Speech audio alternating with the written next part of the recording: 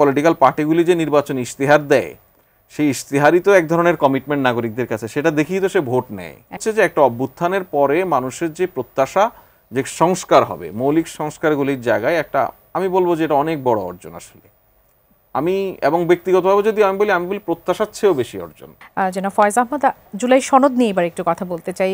জুলাই সনদ, সবার এখন সামনে একটাই প্রশ্ন যে সনদ আসলে বাস্তবায়ন হবে কেমন করে, কেননা এখানে রাজনৈতিক দল যারা আছে তাদের এক একজনের এক একটা চাওয়া। বিশেষ করে বিএনপি চাচ্ছে যে নির্বাচিত সংসদে সেটা জুলাই সনদটা আসলে বাস্তবায়ন করবে, জামাত চাইছে যে গণভোট এবং সেই সাথে অধ্যাদেশের মাধ্যমে আইনি ভিত্তি দিতে হবে, এনসিপি বলছে এই সরকারকেই জুলাই সনদ বাস্তবায়ন আসলে করতে হবে।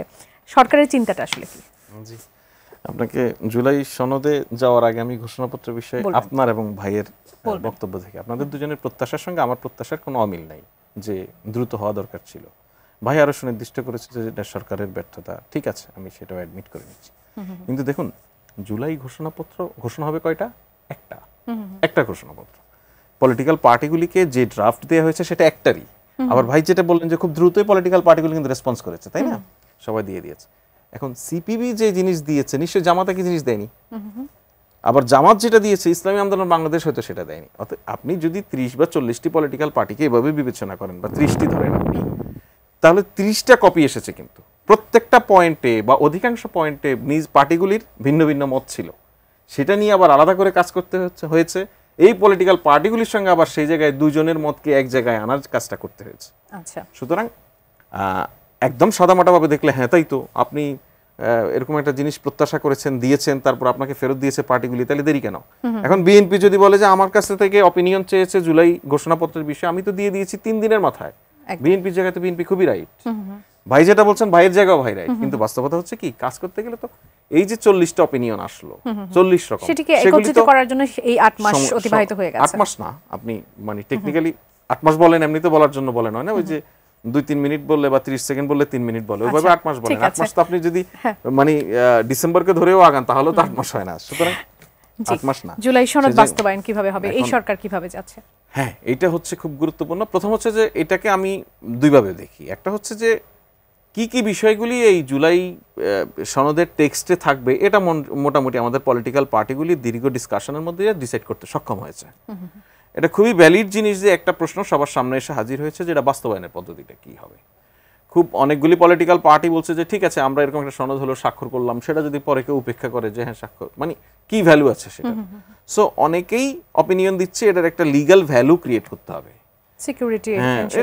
সিকিউরিটি এনশিওর করা। মানে কি আসলে সিকিউরিটি তো এনশিওর করা বলতে যে আমরা পলিটিক্যাল পার্টিগুলি যে নির্বাচনী ইশতেহার দেয় সেই ইশতেহারই তো এক ধরনের কমিটমেন্ট নাগরিকদের কাছে, সেটা দেখেই তো সে ভোট নেয়, পরে গিয়ে তো সেটা সে উপেক্ষা করে।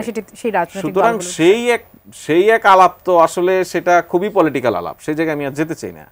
কিন্তু এইটা হচ্ছে যে একটা অভ্যুত্থানের পরে মানুষের যে প্রত্যাশা যে সংস্কার হবে, মৌলিক সংস্কারগুলির জায়গায় একটা, আমি বলবো যে এটা অনেক বড় অর্জন আসলে। আমি এবং ব্যক্তিগতভাবে যদি আমি বলি প্রত্যাশার চেয়েও বেশি অর্জন।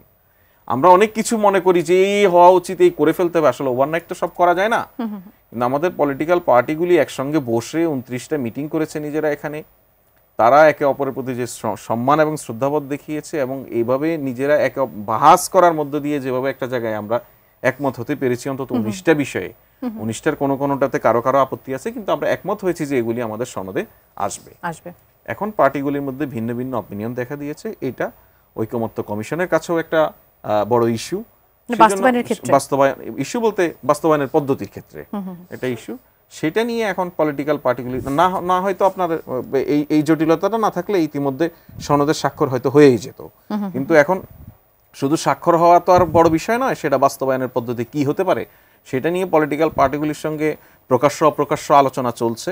আমার ধারণা, মানে আমি যতটুকু জানি আর কি, সেটা হচ্ছে যে হয়তো ঐকমত্য কমিশন ফরমালি আরো 2-1 পলিটিক্যাল পার্টিগুলির সঙ্গে বসার প্রয়োজন, বিশেষ করে নোট অফ ডিসেন্টের যে বিষয়গুলো আছে সেগুলো নিশ্চয়ই সেখানে। হ্যাঁ দেখুন, নোট অফ ডিসেন্টের বিষয় নিয়ে আমি একটা অপিনিয়ন কোথাও দেখছিলাম যে নোট অফ ডিসেন্টের বিষয়গুলি সনদে আসা উচিত নয়, এটা একটা অপিনিয়ন। তো সেগুলি নিয়েও তো আলাপ হইতে পারে, কিন্তু আমার কথা হচ্ছে নোট অফ ডিসেন্ট তো সংসদের প্রসিডিংসে আপনি যদি খেয়াল করেন দেখবেন যে নোট অফ ডিসেন্ট সহ তো থাকে। তো তো এটাকে আপনি প্রসিডিংস আকার আমরা যদি যাই যে আমরা এখানে বসলাম, এই আলোচনাগুলি হলো, এই পলিটিক্যাল পার্টি এই বিষয়ে একমত হলো, অমুক দল এটার বিষয়ে নোট অফ ডিসেন্ট দিয়েছে এই পয়েন্টে, আবার অমুক দল হয়তো এই ধরনের আপত্তি জানিয়ে রেখেছে যে তারা যদি যায় নির্বাচিত হয় তাহলে তারা এইটা কাজ হয়তো করবে না। সুতরাং ওইটা একটা খুবই ডেমোক্রেটিক প্র্যাকটিস, এটা কোনো সমস্যা না। এবং সেটা বাস্তবায়নের পদ্ধতিটা কি, নির্বাচিত সংসদ এসে বাস্তবায়ন করবে, এই বিষয়ে কারোরই তেমন কোনো আপত্তি নেই। কিন্তু এই সরকার শুরু করবে কিনা সেটি না, এই সরকার শুরু করবে কিনা, দেখেন এই সরকার যদি শুরু করতো তাহলে তো আগামী নির্বাচনী এই পদ্ধতির মধ্যে দিয়ে, আমার মনে হয় এই ডিসকাশনের জায়গাটা এখন নেই। এই ডিসকাশনের জায়গাটা হচ্ছে যে আগামী সংসদ যে এই বাস্তবায়নটা করবেই, এটা একটা লিগ্যাল বেস তৈরি করা, সেটা নিয়ে কথা বলতে হবে।